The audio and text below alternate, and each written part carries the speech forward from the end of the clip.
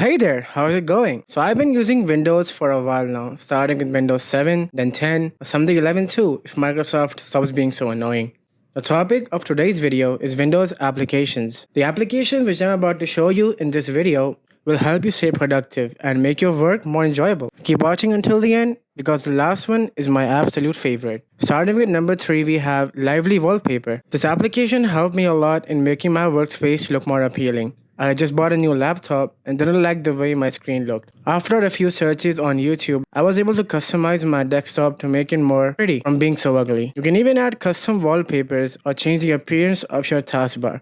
This application is free to use, so I recommend checking it out. My next favorite app is called Microsoft personalize. This application blew me away the first time I tried using it. It lets you do a ton of things on your desktop, like you can remap the keys on your keyboard or even extract text from images. For example, this short tool lets you search for anything on your computer. All you need to do is press Alt plus space and you will get an interface which looks like this. Now try searching for anything and you will get your desired result in seconds. You can even try some of these other tools which might come in handy, like the mouse without borders tool if you are working with multiple workspaces. Now the final application I want to talk about is Microsoft PC Manager. I don't know about you guys, but as someone who has used a low-end PC, I know how it feels when your PC starts to get slow. Applications start taking forever to load and even managing storage becomes a hassle. But what if I told you that you can fix all of these issues? PC Manager lets you do that. With PC Manager, you can easily manage the storage on your device, boost your PC by closing temporary files,